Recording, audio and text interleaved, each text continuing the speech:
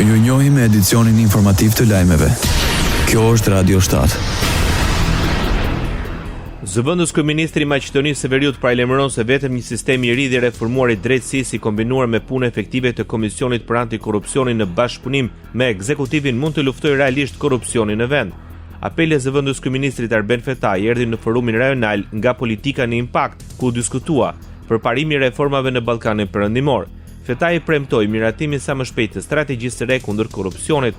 Për zëvendës kryeministrin e Republikës Maqedonisë së Veriut, problemi kryesor mbetet sistemi i drejtësisë, i cili sipas tij është jo funksional dhe nuk gëzon besimin e qytetarëve.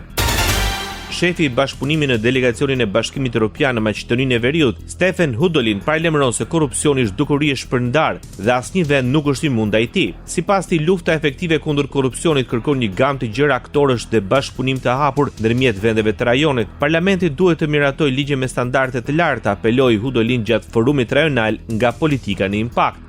Pjesëmarrësit theksuan se lufta ndaj korrupsionit jo vetëm që rrit besimin e qytetarëve në institucionet shtetërore, por është dhe një nga kriteret kyçe për të përparuar drejt integrimit në Bashkimin Evropian. Radio 7, zëri pozitiv i qytetit.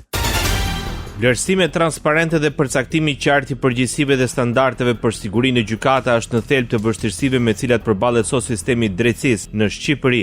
Vlerësimi vjen nga ambasadori i Bashkimit Evropian në Tiranë në takimin e përbashkët mes Këshillit të Lartë Gjyqësor dhe Këshillit të Lartë të Prokurorisë. Në këtë tryezë u diskutuan mënyrat për të rritur efikasitetin, cilësinë dhe integritetin në sistemin e drejtësisë. Në fjalën e tij, ambasadori Silvio Gonzato theksoi dy çështje që mbeten kryesore për gjyqësorin. Kryetari i Gjykatës së Lartë në Shqipëri, Sokol Sadushi, nënvizon se mirëqenia e magjistratit është themeli i drejtësisë besueshme. Në fjalën e tij në konferencën kombëtare të drejtësisë, Sadushi solli për herë të parë në qendër të politikës publike konceptin e mirëqenies së magjistratit si themeli i funksionimit të sistemit të drejtësisë së pavarur dhe efektive. Sadushi nënvizoi se sistemi gjyqësor nuk mund të vazhdojë të mbështetet tek magjistratë të lodhur, të pambrojtur dhe të mbingarkuar.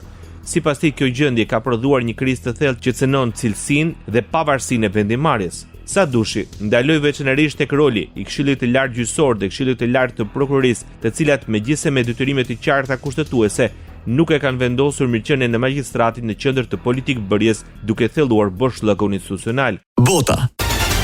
Polonia do të dorëzojë Ukrainës pjesën e mbetur të avionëve të saj luftarak tip MiG-29 në këmbim të teknologjisë së re për raketa dhe dron. Premtimi vjen nga shtabi i përgjithshëm i ushtrisë polake, i cili e përshkroi këtë veprim si një dhuratë. Dorëzimi i avionëve është pjesë e politikës së Aleancës për mbështetjen e Ukrainës dhe për të ruajtur sigurinë e krahun lindor të NATO-s, thuhet në njoftimin e shtabit. Polonia po zëvendëson MiG-ët e saj të epokës sovietike me F-16 nga Shtetet e Bashkuara dhe F-50 nga Koreja e Jugut. Sipas shtabit përgjithshëm, bisedime për teknologjinë ukrainase të raketave dhe dronëve janë ende në zhvillim. Polonia kishte dërguar 10 avion MiG-29 në Ukrainë në vitin 2023.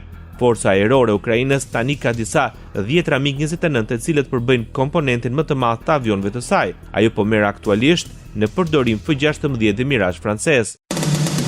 Ndoqët lajmet shkurt në Radio 7, zëri pozitiv i qytetit.